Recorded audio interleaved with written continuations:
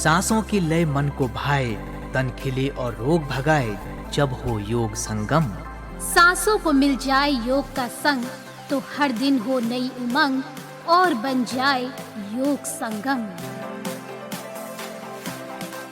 जी हाँ, सुनिए अपना रेडियो 96.9 एफएम की विशेष प्रस्तुति योग संगम।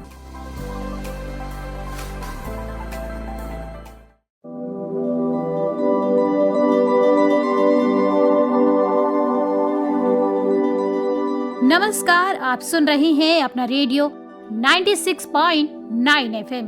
दोस्तों, मैं हूँ आरती और स्वागत करती हूँ आप सभी का हमारे विशेष कार्यक्रम योग संगम में।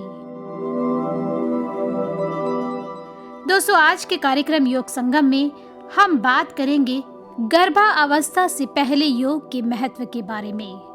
दोस्तों, गर्भावस्था एक महिला के जीवन का सबसे खास समय होता है और इसकी तैयारी पहले से ही करना बेहद जरूरी है। क्या आप जानते हैं कि गर्भधारण से पहले योग करने से न केवल शरीर स्वस्थ रहता है, बल्कि भावनात्मक रूप से भी आपका संतुलन बना रहता है। अगर आप माता पिता बनने की योजना बना रहे हैं, तो ये समय सिर्फ इंतजार का नहीं, बल्कि अपने शरीर और मन को तैयार करने का है और इसमें सबसे बड़ा सहायक है योग। तो दोस्तों, आज हम आपको बताएंगे कि प्री कंसीविंग योग कैसे आपके लिए लाभकारी हो सकता है। दोस्तों, योग सिर्फ एक व्यायाम ही नहीं, बल्कि एक संपूर्ण जीवन शैली है। योग हमें शारीरिक, मानसिक और आध्यात्मिक रूप से मजबूत बनाता है। गर्भधारण से पहले योग करने से हार्मोनल संतुलन बना रहता है, प्रजनन क्षमता में वृद्धि होती है, तनाव और चिंता में भी कमी होती है।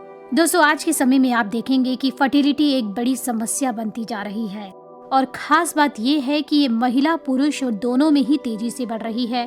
तो अगर आप भी इससे प्रभावित हैं और इसके कारण आपका माँ बाप बनने का सपना पूरा नहीं हो पा रहा है, तो योग एक सुरक्षित और प्रभावी तरीका हो सकता है। एक स्वस्थ गर्भ के लिए महिलाएं ऐसे कौन से आसन कर सकती हैं जो महिला और उसके शिशु को स्वस्थ रखे? तो इन सभी बातों पे विस्तार से चर्चा करने के लिए मेरे साथ जुड़े हैं विनय, जो कि एक योगा ट्रेनर हैं। तो सर, सबसे पहले तो मैं आपका स्वागत करती हूँ हमारे विशेष कार्यक्रम योग संगम में। बहुत बहुत धन्यवाद आपका। तो सबसे पहले तो मेरा सवाल आपसे यही है कि जो महिलाएं गर्भधारण की योजना बना रही हैं, तो क्यों कहा जाता है कि उनके लिए जो योग है वो बहुत ज्यादा फायदेमंद होता है? इससे महिलाओं को क्या फायदा हो सकता है? योग करने से मैम हर किसी को फ़ायदा होता है, चाहे वो महिला हो चाहे वो पुरुष हो। लेकिन जब हम अपने कोई शारीरिक एक्टिविटी करते हैं, जब हम फिजिकल एक्टिविटी करते हैं, योगा करते हैं, जिम करते हैं, किसी भी तरीके का कोई भी व्यायाम करते हैं, तो वो हमारे प्रेगनेंसी को कंसीव करने में काफ़ी मदद करता है, for male and for female दोनों के लिए। महिलाओं के लिए कुछ आसन है, पुरुषों के लिए कुछ आसन है, दोनों के लिए अलग अलग आसन है और काफ़ी सारी चीज़ें ऐसी भी हैं जो दोनों एक साथ भी कर सकते हैं। जिस तरीके से बेसिक योगा जो हम करते हैं, जिसमें हम सूर्य नमस्कार करते हैं, कुछ आसन करते हैं, प्राणायाम की कुछ टाइप्स हैं, वो सब दोनों मेल एंड फीमेल एक साथ कर सकते हैं। पर कुछ कुछ आसन ऐसे होते हैं जिनको महिलाओं को ज़्यादा ध्यान से करना चाहिए, उनको उनके राउंड से ज़्यादा करना चाहिए। कुछ एक्सरसाइज मेल के लिए ऐसी होती हैं कि वो उनको ज़्यादा समय तक करनी चाहिए। महिला और पुरुष किस तरह के आसन कर सकते हैं और कैसे उनको करना है, इसके बारे में आप हमें थोड़ा सा विस्तार से बताएं। मेल्स को अपनी ओवरऑल हेल्थ के ऊपर ध्यान देना चाहिए। जिस तरीके से आजकल स्मोकिंग एंड ड्रिंकिंग की चीज़ें काफ़ी ज़्यादा बढ़ गई हैं, तो उन पर थोड़ा सा पॉज लगा देना चाहिए जब वो बेबी प्लान करते हैं अपना, उससे कुछ समय पहले ही। पुरुष जो हैं वो रनिंग के ऊपर ज़्यादा ध्यान दे सकते हैं, सूर्य नमस्कार के ऊपर ज़्यादा ध्यान दें, ज़्यादा से ज़्यादा राउंड्स सूर्य नमस्कार के करें, फ्रंट बेंडिंग, बैक बेंडिंग करें, कैमल पोज वो करें तो ज़्यादा अच्छा है, स्क्वाट्स वो करें तो उनके लिए ज़्यादा फ़ायदेमंद होंगी चीज़ें। महिलाओं के लिए जो आसन उनको मदद करते हैं प्री प्रेगनेंसी के दौरान और इवन जो प्रेगनेंसी के दौरान भी उनको मदद करते हैं फ्लेक्सिबिलिटी और स्ट्रेंथ इंप्रूव करने में, उनमें से जैसे कुछ आसन होते हैं, विपरीत करनी आसन, भद्रासन, कोबरा पोज जिसे हम भुजंगासन भी कहते हैं, सेतुबंद आसन, मल आसन, कैट एंड काउ पोस्चर होता है और एक होता है ट्रायंगल पोज।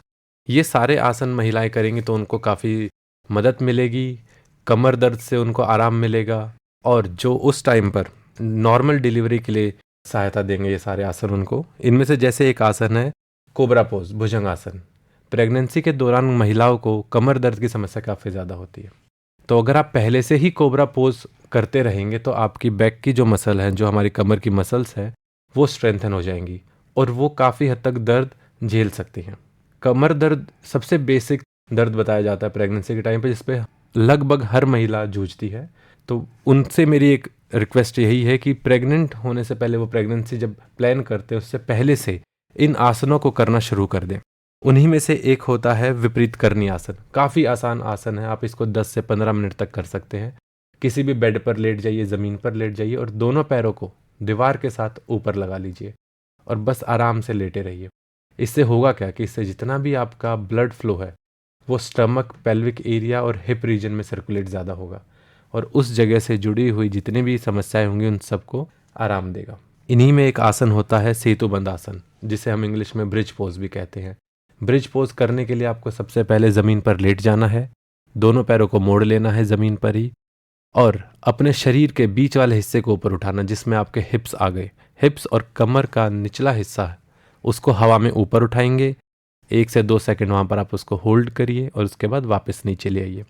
इस तरीके से कम 15-15 बार 3 राउंड, एक राउंड में 15 बार और ऐसे 3 राउंड हिप्स को ऊपर हवा में लिफ्ट करेंगे, पैर आपके ज़मीन पर ही रहेंगे। 1 से 2 सेकंड उसको होल्ड करिए और उसके बाद वापस रिलैक्स। ये आसन करने से आपके हिप में मोबिलिटी बढ़ेगी, लेग्स हमारी स्ट्रेंथन करेंगी, लोअर बैक में हमारे दर्द नहीं आएगा इस आसन को करने के बाद और पेल्विक एरिया हमारा मजबूत हो जाएगा। ऐसा ही एक आसन है जिसे हम भद्रासन कहते हैं, बटरफ्लाई पोज, आपने सुना होगा काफ़ी, और काफ़ी आसान है करने में। इन सब आसनों को करने के लिए आपको कहीं अलग जाने की ज़रूरत नहीं है। आप अपने कमरे में बेड के साइड में बैठकर इन सब आसनों को आप कर सकते हैं। भद्रासन करने के लिए आपको बस ज़मीन पर बैठना है और दोनों पैरों को आपस में मिला लेना और मोड़ लेना उनको। और जिस तरीके से बटरफ्लाई जैसे अपने पंखों को खोलकर उड़ती है, वैसे ही हमें अपने पैरों को हिलाना है, ऊपर नीचे ऊपर नीचे, जितना हो सके उतना ऊपर और जितना हो सके उतना नीचे। इनको थोड़ी सी फास्ट स्पीड में हिलाएंगे। और सबसे ज़रूरी सवाल आता है कि इन सबको कितनी देर करना है। भद्रासन बटरफ्लाई पोज को आप 5 से 10 मिनट तक कर सकते हैं। कमर सीधी रखेंगे और बस घुटनों को ऊपर नीचे, जैसे पंखों को हिलाता है कोई भी पक्षी, उसी तरीके से हमें अपने घुटनों को हिलाना है। इसी में एक आसन जो हमारी कमर को काफ़ी मजबूत करता है, उसे बोलते हैं ट्रायंगल पोज। उसमें आप अपने पैरों पर खड़े हो जाएंगे बिल्कुल सीधा, दोनों पैरों को वाइड खोलेंगे और किसी भी एक तरफ बेंड कर जाएंगे, झुक जाएंगे एक तरफ। इससे होगा क्या, जिस तरफ आप झुकेंगे उसके दूसरी तरफ आपके स्टमक के लेफ्ट साइड, राइट साइड और लेफ्ट साइड दोनों तरफ खिंचाव महसूस होगा आपको। पैर की मसल्स तक आपकी इसमें स्ट्रेच हो जाती हैं और कमर दर्द से आप में इसमें कभी दिक्कत नहीं आएगी आपको ये आसन करने से। तो ये 6-7 आसन हैं जो सभी महिलाएं प्रेगनेंसी प्लान करने से पहले शुरू कर सकती हैं और उसके बाद इनको कंटिन्यू रख सकती हैं।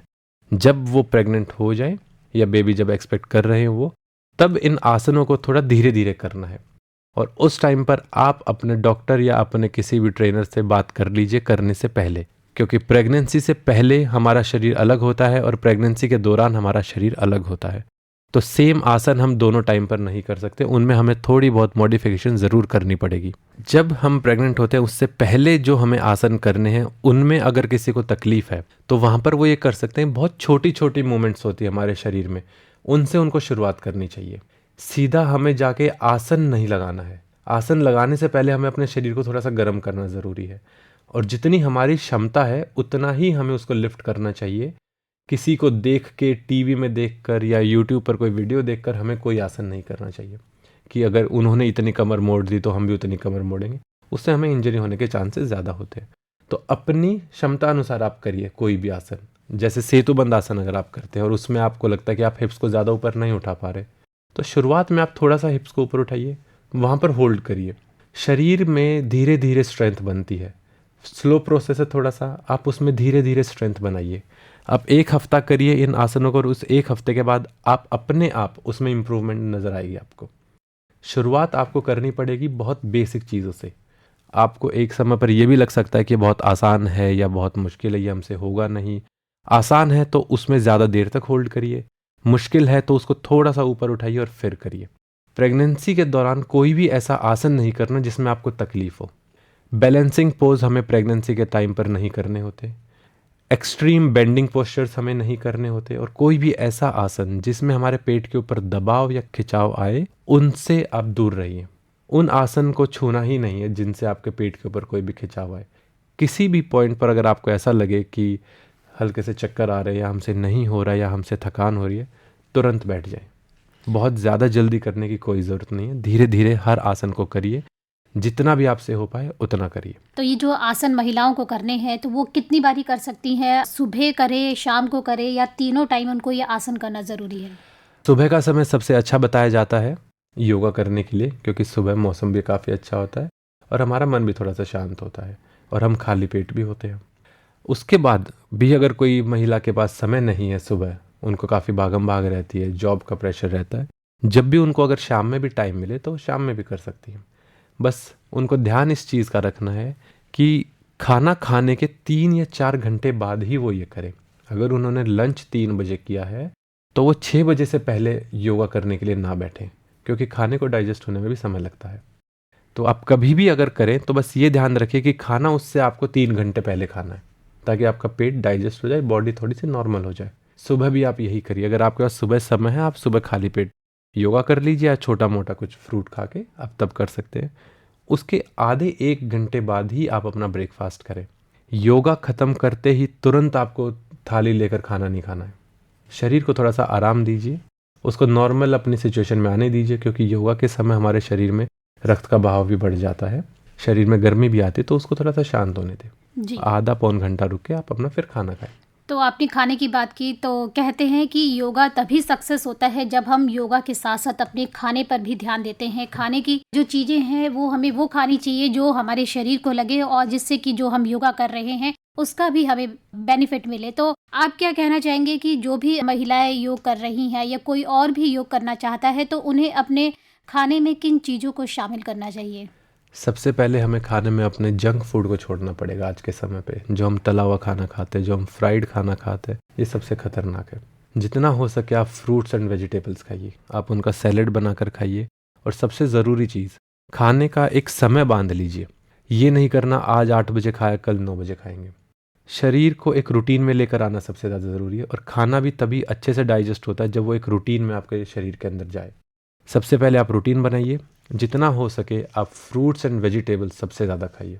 हर किसी का शरीर अलग होता है, किसी को केला हजम हो जाता है, किसी को नहीं होता, किसी को पपीता अच्छा लगता है, किसी की बॉडी पपीते को नहीं झेल सकती। अपने शरीर के अनुसार आपको पता होता है कि हमें कौन सा खाना सूट करता है, कौन सा खाना सूट नहीं करता। तो सबसे पहले बैठिए, अपनी डाइट खुद बना के देखिए कि ये खाना हम हमारे घर में आसानी से अवेलेबल है और हम इसको खा सकते हैं।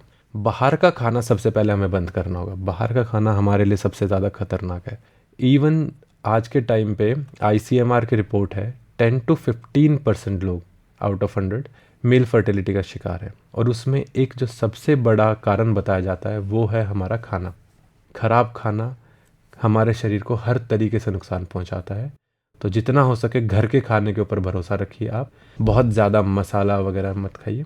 हो सके तो फ्रूट्स के सैलेड बनाइए, उसमें सब्जियां ऐड करिए, दाल आप ऐड कर सकते हैं। डेयरी प्रोडक्ट्स अगर आपको डॉक्टर ने कभी मना नहीं किया हुआ है तो आप डेयरी प्रोडक्ट्स कंज्यूम कर सकते हैं, जिसमें दही होता है, दूध, पनीर, ये सब आप खा सकते हैं। एक आखिरी सवाल मेरा आपसे ये है कि जो पहली बार योग कर रहे हैं तो उनको आप क्या सलाह देना चाहेंगे कि वो कौन सी बातें हैं जिनको ध्यान रखें? क्योंकि जब पहली बार ही आप योग स्टार्ट करने जा रहे होते हैं तो मन में बहुत से सवाल होते हैं कि कैसे हम जो है योग करेंगे, किस तरह से हमें करना चाहिए, कौन सी बातें जो है वो ध्यान रखें। जो सबसे पहले योग शुरू कर रहे हैं उनको एक चीज़ का ध्यान रखना चाहिए कि किसी न किसी की निगरानी में उनको योग करना चाहिए। किसी ट्रेनर के साथ, किसी टीचर के साथ, कोई उनके साथ ऐसा होना चाहिए जो उनको बता सके कि क्या गलत है, क्या सही है। वरना काफ़ी बार हमें ऐसे क्लाइंट्स देखने को मिलते हैं जो बोलते हैं कि हम पिछले 1-2 साल से योग कर रहे हैं, और जब सूर्य नमस्कार करने की बारी आती है तो वो उसमें 2 स्टेप मिस कर देते हैं, स्टेप्स गलत कर रहे होते हैं। उसके बाद जब हम उनको सही करवाते तो उनको काफ़ी समय लगता है वो पुरानी आदत छोड़ने में, क्योंकि उनके दिमाग में वही चलता है जो उन्होंने पिछले 1-2 साल से किया है। तो सबसे पहले आप किसी एक्सपर्ट के साथ मिलिए, उनसे बात करिए, उनसे पूछिए कि वो किस तरीके से कर सकते हैं। कुछ दिन उनके साथ करिए, जब आप सीख जाएं तब आप अपने आप अकेले कर सकते हैं।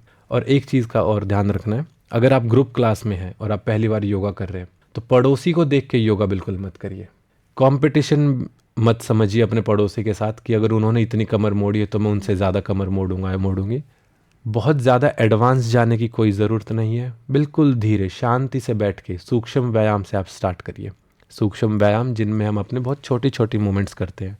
गर्दन left right up down rotate करना, कंधों को गोल गोल घुमाना, हाथों को ऊपर स्ट्रेच करना, पैरों को स्ट्रेच करना, आगे पीछे ऊपर नीचे। ये सूक्ष्म व्यायाम होते हैं जो आपके सारे जॉइंट्स को धीरे धीरे खोल देते हैं। आप इनसे शुरू करिए। उसके बाद धीरे धीरे धीरे जिससे भी आप सीख रहे हैं ऑनलाइन ऑफलाइन, उनको फॉलो करिए। योग में एक चीज़ कही जाती है, जल्दबाजी बिल्कुल ना करें। जल्दबाजी का योग से कोई लेना देना नहीं है। कोई भी आसन, जो सबसे महत्वपूर्ण बात वो है ये कि कोई भी आसन अपने डॉक्टर या किसी योगा टीचर से सलाह के बिना ना करें। खुद से हमें डॉक्टर बनने की कोई ज़रूरत नहीं है, क्योंकि काफ़ी क्रूशल चीज़ें होती हैं। शरीर हमारा काफ़ी क्रूशल होता है। उस समय पर आप इसका जितना हो सके आराम आराम से ध्यान रखें। प्राणायाम आप काफ़ी कर सकते हैं। अगर आपको किसी भी चीज़ में तकलीफ हो रही है और आपको कुछ समझ में ना आए तो आप प्राणायाम कीजिए। आधे आधे एक एक घंटे तक प्राणायाम, क्योंकि जितनी ज़्यादा शरीर के अंदर ऑक्सीजन बनेगी उतना ही आपका बेबी हेल्दी होगा।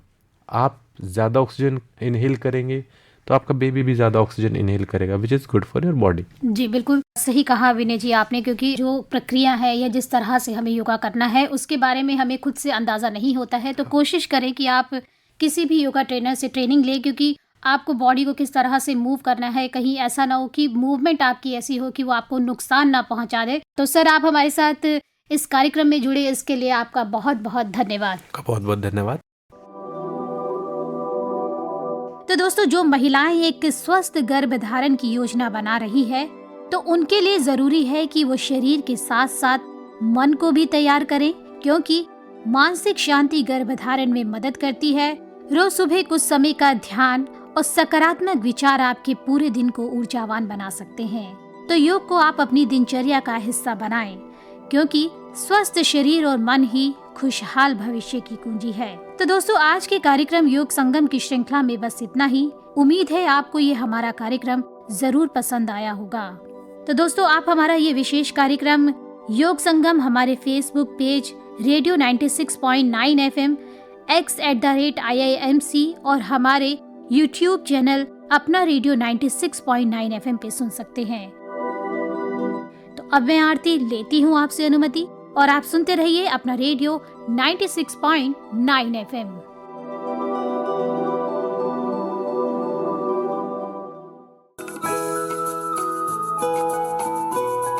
अपना रेडियो 96.9 FM